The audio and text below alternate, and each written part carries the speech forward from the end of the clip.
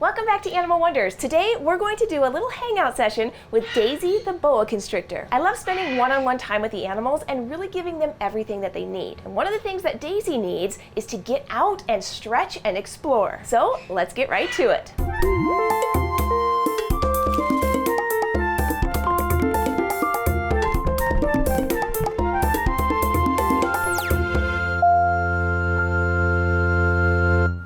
I'm just letting her know that I'm here.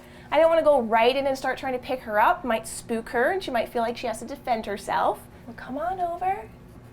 And I want to lift her up from her, where her chest would be first.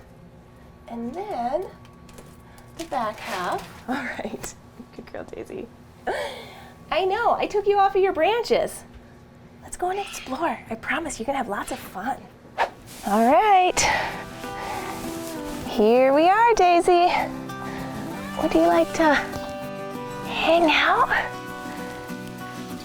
on the ground? Here you go. Good girl. Look at that. Oh man, she's beautiful.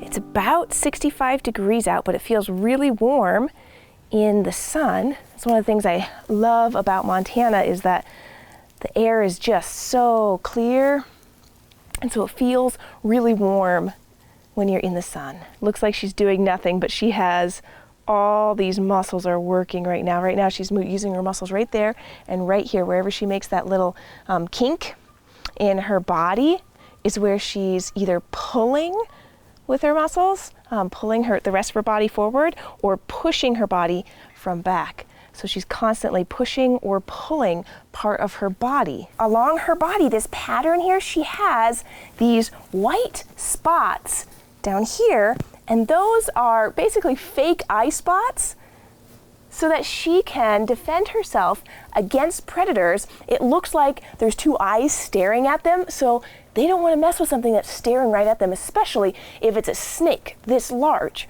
So those fake eye spots are going to protect her against a predator that might want to eat her. It's really helpful when she's young. At this age, she's about 12. There's not going to be many things that can actually prey upon her. So once she gets really big, she's fairly safe. She's made her way. Ooh, I do not want her going underneath there. I think we're all right. She hasn't tried to go underneath, but I do not want her going under the walkway in case she decides to roll up underneath there. So head back this direction toward the trees, pretty girl. She doesn't want to. She's like, nope, I found my space over there. I'm gonna go ahead and pick her up and move her back toward the trees over here to safety. So I have to pay attention to her behavior.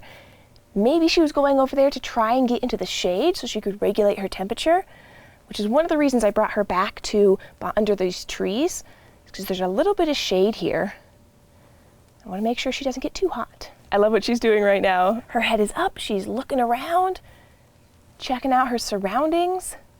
Every once in a while she tongue flicks and smells the air a bit. Snakes do most of their investigating of the world through their sense of smell. So they stick their tongue out and they gather in all the little scent particles that are in the air. They bring it back into their mouth and they rub their tongue on the roof of their mouth where there's a Jacobson's organ. And there's two sides to the Jacobson's organ. So each side of their forked tongue goes to each side of the Jacobson's organ, and it kind of tells them what direction a smell is coming from. On the opposite side of senses, their hearing is not very good. They can hear, but it's mostly through vibrations, and they lay their head on the ground, and it kind of goes through their jawbone and up into where their ears are. They have very different structures inside their ears, so they don't really have an eardrum like we do. So their hearing is poor, but their sense of smell is excellent. And then their eyesight is kind of in between that. They're not really good at seeing distances. They're mostly adapted to being able to see close up movement to catch their prey. Well, Daisy has had a great time exploring. She's going into the shade now. So I am thinking she's getting a little too hot out here.